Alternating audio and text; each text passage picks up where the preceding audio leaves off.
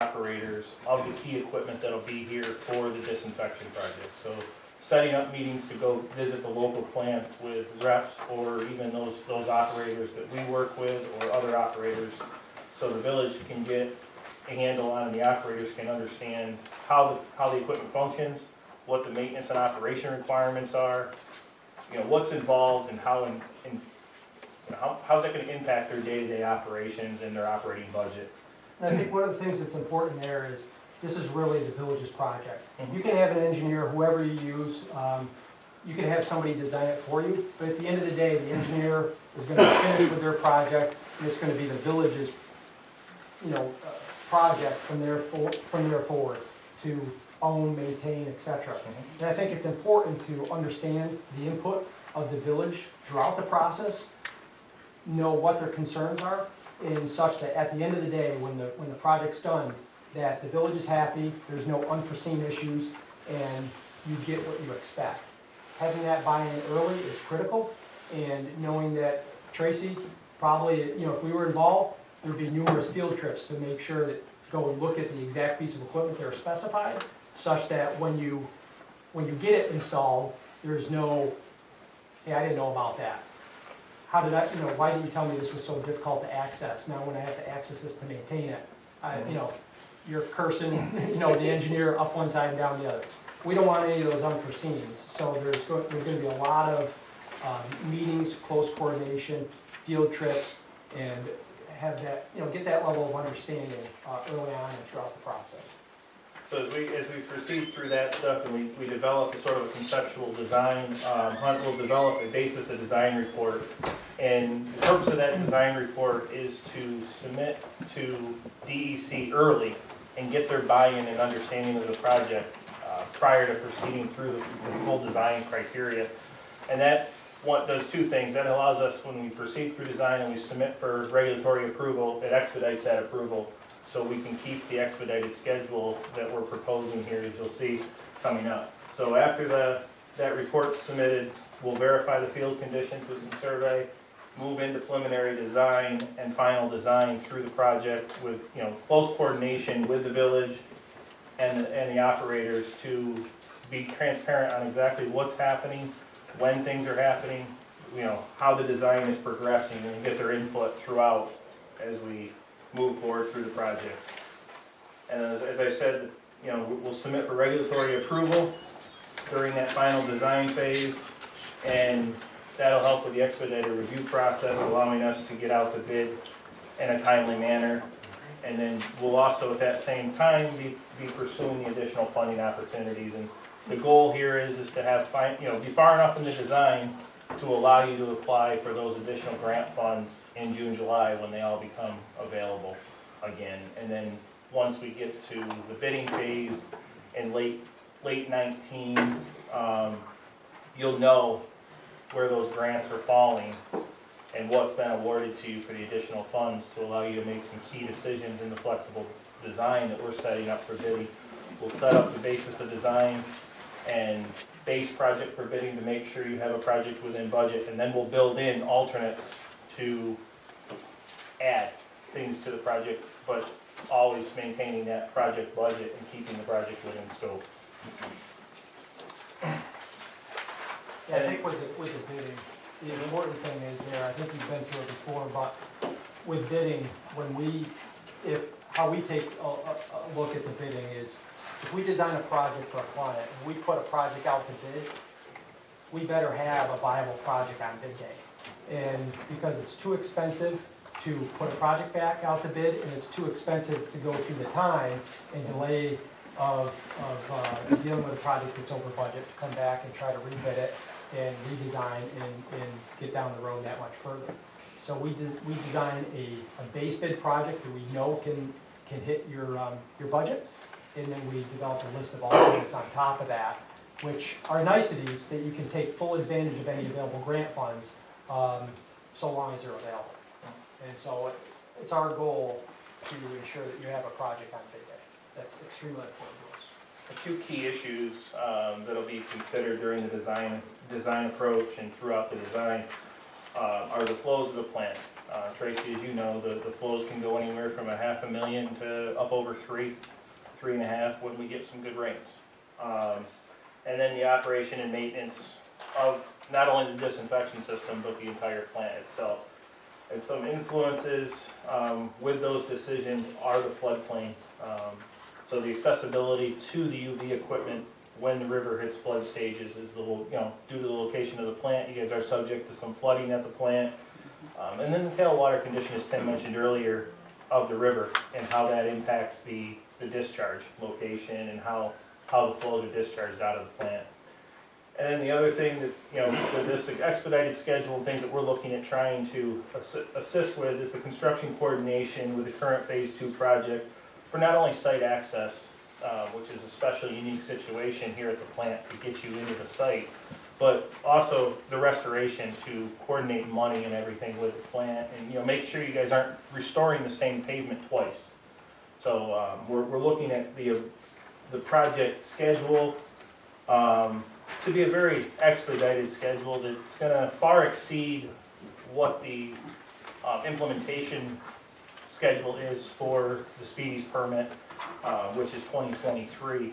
But the reason for that, like I said, is the access to the site and site restoration. So we're looking at, getting, all things considered, if we were to be selected, notice to proceed in March of 2019, data gathering and preliminary design, starting that with the basis of design report in March and April of 2019, and then completing final design by the end of May, beginning of June of 19. So again, we can assist and look at those additional funding options.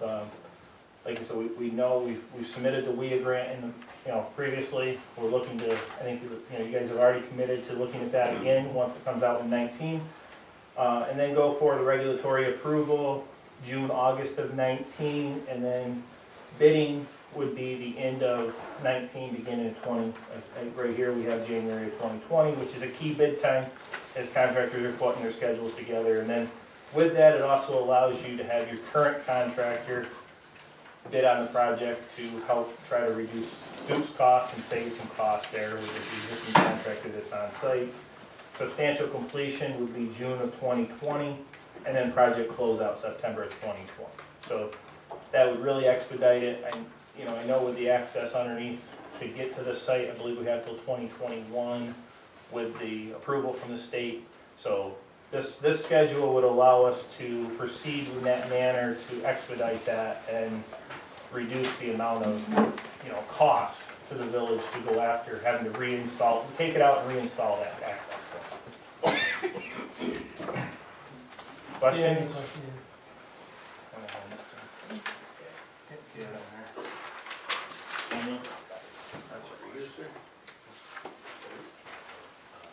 So your proposed fee, I think, it doesn't include on-site construction representation of the owner, I believe, is that right? We did not include construction inspection in the fee. We included the construction administration, which takes you right up until, the notice of award and everything, so.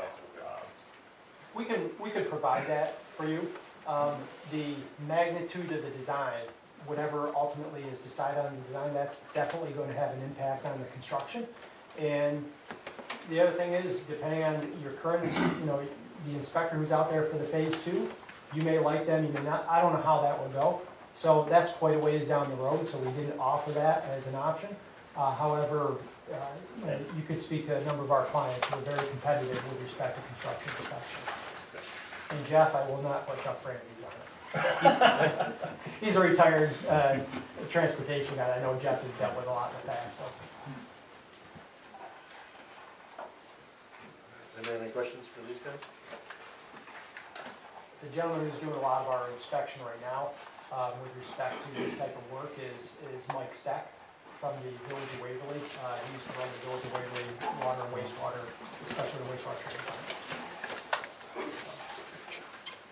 Well, if there are any questions going forward, Mr. Mayor, if you wanted to get them, forward them on to us, we'd be happy to answer those.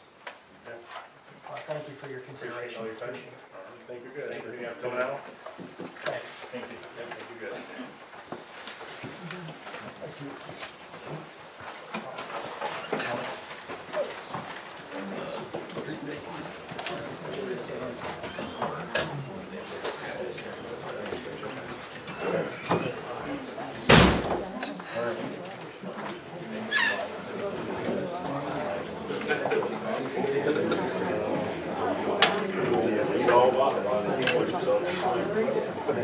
Can you go both of these in the same action? If they don't have, if you don't do it in a certain time, they tear the road down, the next guy gotta build a new road. Both schedules use the same road. Yeah, so. Don't trust it. All right, so. You comment first? All right, yeah, let's do, it's not gonna listen in the right order, let's do public comment now. We'll do it again this thing. Are you open to public comments on what just transpired, Mike? Yeah, whatever. Where there's PCA or Hunt, I've had exceptional experience with Hunt, so I'll admit I'm a little biased to them. They're the first one I brought on board for my high-pressure steam project at the university. It's understood when I said I wanted a bundle that could be pulled apart. Bundles aren't always U-tube, you need extraction points, so his point was well made. Couple things, in BCA, when it's talking about the backup generator, one of the things in there, they need a certain electrical load for a certain period of time in order to do the UV work on there. Those ultraviolets can run in multiple levels of tubes and so on. They often need servicing, so there's room that be applied for that. But one of the questions, I'm not sure it was ever called forward, I used to sit in one of those seats, was it adding in a component for a solar array that would start carrying the base load, and that would allow you to either A, downsize your generators, your backup generators, or B, they wouldn't have to come on as quickly, and that the solar array would take care of the brief if it was a short span. So is anybody still considering that? The pylons we talked about driving and so on, I'm presuming at this point that they've got a set of spoon samples or borings close enough so they can reliably do that. If not, then their quote should be showing that they need another spoon or whatever auger sample they're going to take for the soils in there. I'm a little bit surprised, probably because of the timing, because there was some waffling on phase 2. But at one time, that access road that went down the creek, we were looking at extending the permit with the DEC, so it didn't have to be taken out and put back. In this case here, whichever of these vendors get it, I would think you'd be looking at saying, deleting it from one contract, because they're going to overlap, and this would probably go longer, transfer the removal and rebuilding from one contract to another. So I would hope that would be taken a look at in that process. When you go through this structure for the UV, again, depending upon the size that's needed in there, sometimes a smaller package is more efficient than trying to overkill it. They'll want to overkill it. Most architects, engineering firms, and contractors, they get a percentage of what the construction line becomes. So there's a lot of those things that come to play in this thing that I'm just kind of curious about when you go through this and look at it, how you're going to handle that. A greenhouse looks attractive, but a greenhouse also has the ability to get shattered pretty easily in hailstorms and stuff like that, unless you're going through a kind of an expensive hybrid glass that might, so that versus a nice looking pole barn. Pole barn is a little bit of an exaggeration, but at the same time, this structure doesn't necessarily have to, as long as it's electrical, doesn't necessarily have to be a fancy, apartment building to do it. So it'd be interesting to see how you wind up evolving this out to and who you wind up selecting to do it. Like I said, I'm a little biased because I know in the past who I got the best performance out of at the university, but I want to hear it, Jeff. You can do it a long time, I think. But those are things that play very heavily into it. The other part of it is, I didn't hear either one of them say about creating a critical path. Sure, and most of you guys that are in the world understands critical path charting anyhow, because they're going to overlap, and at some point the two of them are going to wind up converging where they're going to have a possible problem. So are either one of these firms going to be looking at a critical path and how it marries up with your existing phase 2 construction? At one point they can transition over. Those become long-range projectors for you.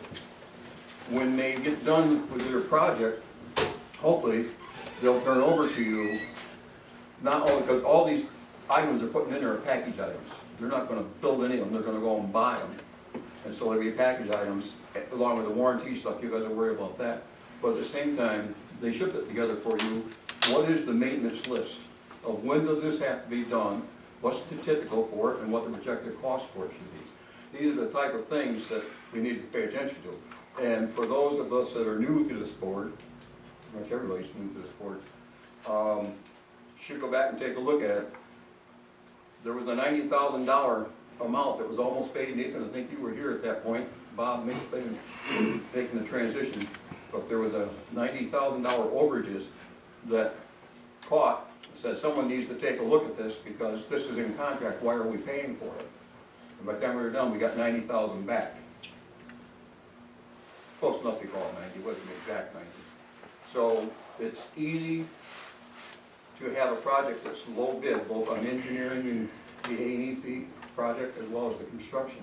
It's easy to have a project that's under bid, and the game is make it up on change orders. You know that in your world as well as much as possible. So hopefully someone's watching really, really tight. Because I'd hate to think we risk losing another 90,000 while getting on top of it. Except my piece. Anybody else? Public comment?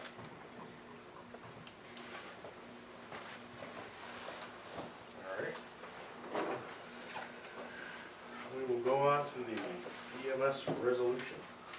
And then, looks Everybody like, get a copy of it? and then Laura's last name spelled correctly, because if so, then that's definitely the right one, because it is fixed, okay.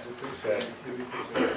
So, this is a proposed resolution. We've certainly talked a lot about ambulance service billing and how to best achieve that here in the village. This resolution just authorizes the creation of, I'm calling it an emergency medical services department. Again, we can pick a different name for it if we want to. The effective date for it would be May 1st, so nothing would actually take effect until then. The idea being we authorize it today to take effect at that point.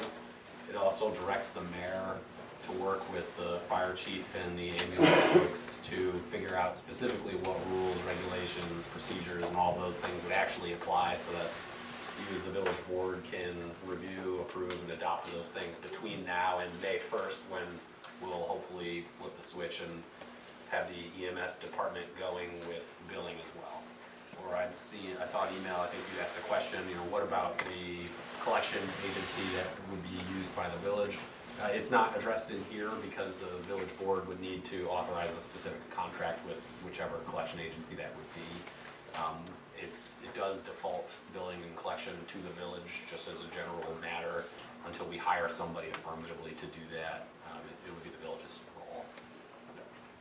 And then, I'm not sure if anyone has any questions on the board. I mean, you can just see it. There's a bunch of whereas clauses that spell out kind of why we're doing it. The resolved, so to explain kind of why I say, one chief, 2 assistant chiefs, that type of a thing, and some of the language in there about that. I mirrored the fire department's charter language for the chief and the 2 assistant chiefs, and the process for having volunteer members join, and the process for the village board to remove those individuals if there was ever an issue with them as well. I wanted to keep as close to the fire department model for the volunteers as we have, because I think that's important. And then I think this also still leaves open the question of whether all the persons providing service as volunteer ambulance workers must also be volunteer fire workers. That question is not resolved by this. That is something that would be, I think, hashed out in the rules, regulations, and bylaws that the board will later approve after the mayor, the fire chief, and the ambulance workers have all had a full conversation about that. Certainly there's been a lot of conversations, but I don't think they're quite finished yet. Any questions? So May 1st is the deadline to decide on the organization of the EMS? Yes, so the way it's set up right now, the effective date for the EMS department to come into existence would be May 1st. I mean, of course, And at how any will that point. coordinate with the payment agency? So we don't yet have a payment agency on board yet. I believe after tonight, and I know we've talked at the last meeting, the ambulance folks were gonna obtain some information for the board to review about that. Hopefully they've got some tonight, or at least an update on that. Yes, I sent it to the mayor last week. Yeah. And so the mayor, I'm sure, will send it to the board. And so, Fran, to answer your question, within the next month or so, I'm hoping we'll get an agency on board so that the training can happen in April, so that the billing can actually begin on May 1st. That's the goal. Okay. So I'll have our activity May first. We have to register with a bunch of people, right? I believe so, yeah. I mean, there's quite a few steps, I think, in getting that done, but that's where I'm hopeful that the ambulance folks and the billing agency and the fire chiefs, general knowledge will help guide us through. And, I mean, the goal, Fran, of course, is May 1st, being able to really do it. That's when the EMS department, I think, will spring into existence. If billing doesn't begin May 1st, then I'm hopeful that it'll happen very shortly after that. So you put this timeline of May 1st in there, how you plan on funding it? That's always the good question. I think those Is that a same, foundation question? yeah, those same For a issues, timeline of a few months, those same questions I are, would think we'd discuss, before we put a timeline on anything, how you plan on funding it? no, and that's also for the village board to consider. We can create the department, it can be effective May 1st. You could choose to not fund it. You could say that we're gonna continue operating through the fire department as is until some point in the future. I mean, but Chief, those are the very questions that I Yeah, think but we need you to put in answer. this resolution that was not discussed, when we had our meeting on President's Day, that there would be a department chief with 2 assistant chiefs. Don't think it'd come to my fire department budget once you have a new director in charge of department head. My budget's already almost red flag because we still have the EMS budget, as I reported at the budget meeting. That I'm already transferring money that was earmarked for other projects, estimates we had done, just keeping the EMS department afloat, even though some folks think that I'm not doing my due diligence. So, I mean, we need to come up with a plan before, in my opinion, before we earmark when this is gonna be kicked off. Should have a plan of how we're gonna fund it first. Now, once we have a solid funding, this is where the money's coming from, because we all know the village is strapped.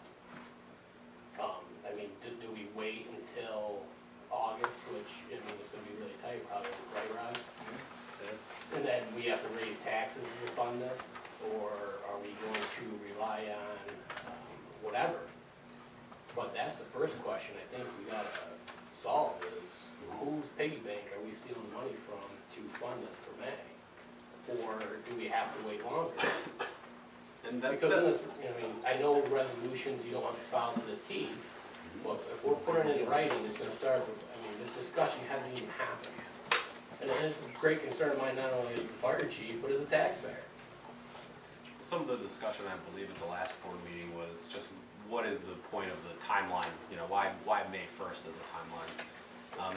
And the discussion really kind of centered around what is the timeline for starting to see a receipt of collection, of bills? What is the funding stream look like once you begin that process? And our understanding is that there's about a 3-month lag between those two. And so if the goal is to have the EMS department fully funded and standing on its own 2 feet in the next fiscal year, then having bills start heading out the door in May means hopefully we'll start seeing money come in August. So you're saying in a roundabout way without saying it, that you want the fire department to keep funding this for at least 3 months after May? Right, and I mean, that's a good question to the board. Well, that's What is kinda the what you're way saying, to, right? what is the way to fund it? I'm not sure what the board's thinking is. I don't know, I really don't. I mean, that's been kind of the unspoken part of this. I'm assuming the underlying assumption has been the EMS has been housed in the fire department. We're gonna carve off the EMS functions, so carve off the monies associated with the EMS functions. But, you've got a lot of budget issues and priorities that you need to address, and I mean, that's the nitty-gritty, detailed funding piece of it. I'm hopeful that the board will be able to work all that stuff out between now and May 1st, when we hope that it takes effect. Did somebody give you the May 1st deadline when they wanted to start? We had conversations during the board meeting, I think, the last time. Yeah, I think we just backed into that by the billing.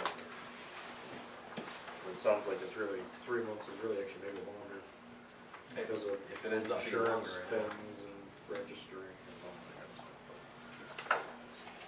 So, Mr. Mayor, in various conversations with members of the squad, et cetera, there are a lot of timeline glitches about approvals from the state for various things and timeline glitches about when certain billings can start in certain ways.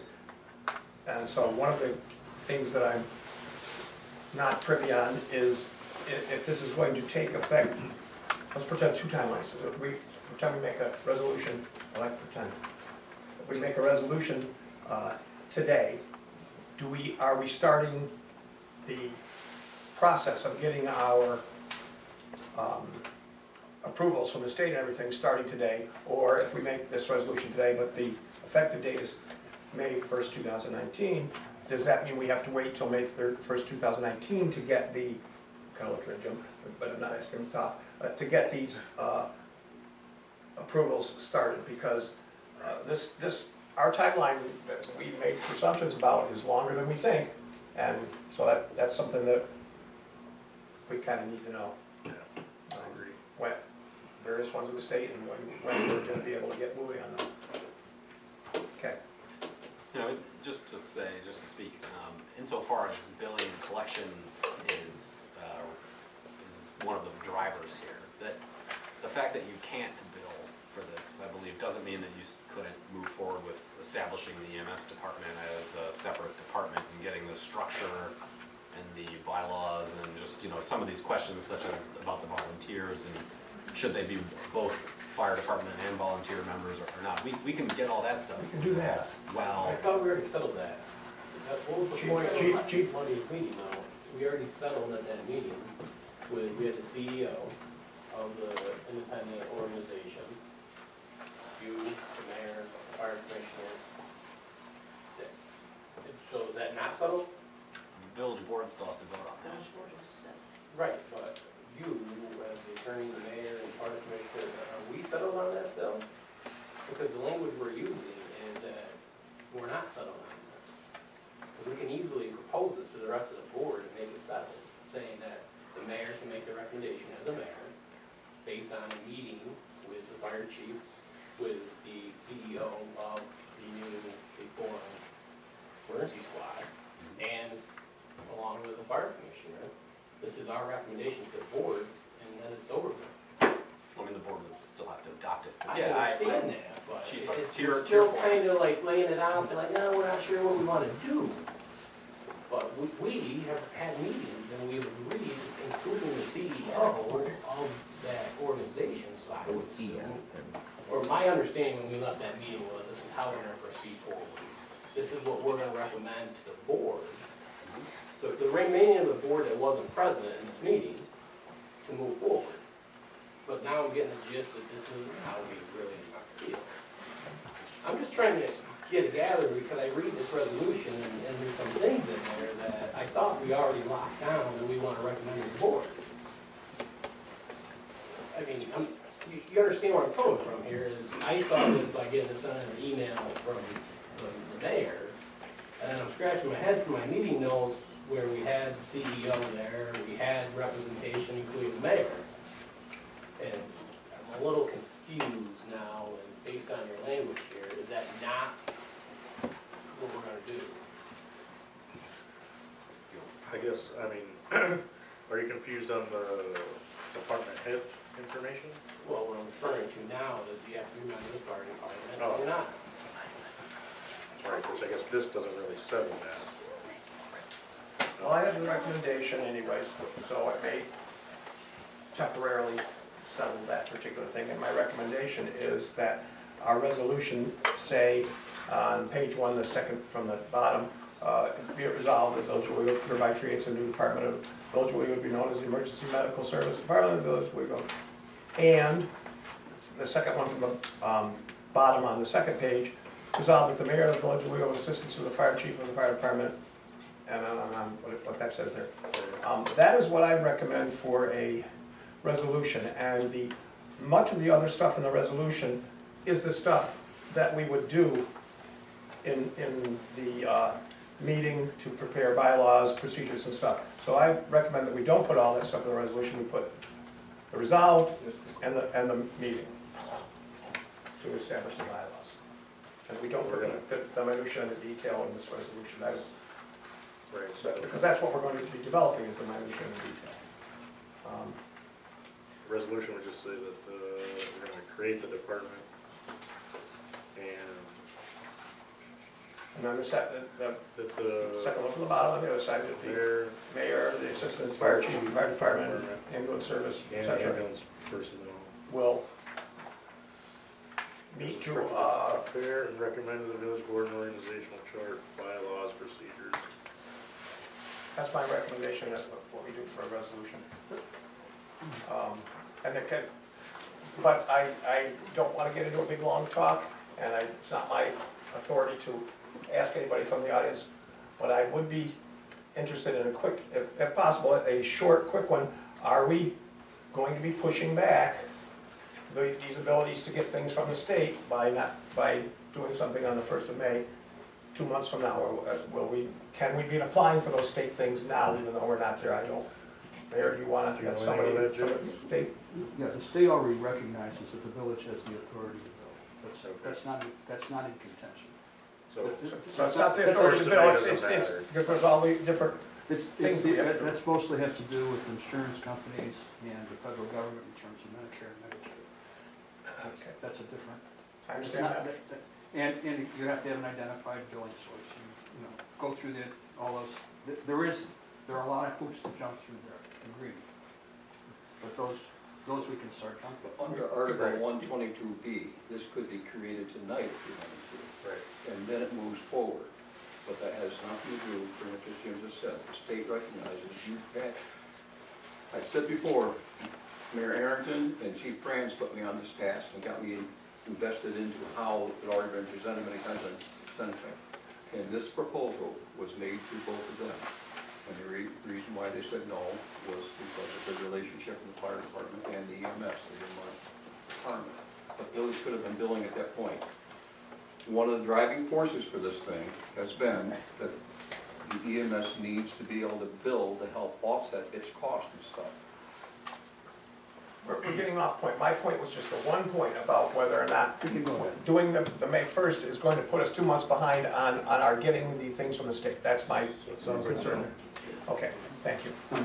The long pole in the tent is getting these applications put in, which would be facilitated by having a contract with the billing agency, because they'll help you put that together. So, What is the difficulty with those other resolve points in between there? my difficulty is that those are more bylaw and procedural kind of things. There are things in there, I know that they picked them after the fire department charter and stuff, but that's not necessarily how we want to put this together. It mentions volunteer fire companies, which we have in the fire department, we're not going to have that in this. It picks a number of chiefs. Those things are all to be decided, and we can do that when we're deciding all. Those things can be, this can be modified after the organizational meetings happen, right? We don't need many of those things in here, and we don't need to put them in just so we can modify them. Once again, the two things I'm saying will take care of all that. We'll make up all those details that are in many of these things. That's the way I see it. This could be a good starting point. So Fran, just to jump in here, I'm not certainly opposed to what Rusty's proposing. What he's talking about are things that we can take some more time to discuss, as long as it all gets hashed out by the time the flip is supposed to get switched. Whenever that happens, depending on funding sources and all that stuff. But the main idea or intent of this tonight is to very clearly say, we are going to commit to an emergency medical services department in the village of Owego, and it's going to be a volunteer ambulance service through GML 122B, and let's figure out all these other details in the time between now and when we hope to start. And that's ultimately the goal of it. it. So the way that Rusty's proposed it, which is after, on the first page, where it says now therefore be it resolved, after, and where it says and be it further, then X off everything after that, up until resolved that the mayor of the village of Owego, with assistance from the fire chief and the fire department, blah, blah, blah, blah, blah. And with that being said, I make a motion that we adopt this resolution in the manner that Nate just said. First page, all the way down to next to last bullet point out, all the bullet points on second page out, except the last two, if that's clear enough. You making that motion? I am. We're still talking about it, for discussion, I just think that that's. Well, most of the EMS is here tonight, I just wanted to see, does that sound good? Well, It's the essential piece of it. I don't know Yeah, that they, I don't know it's- that they are in agreement with all the details either.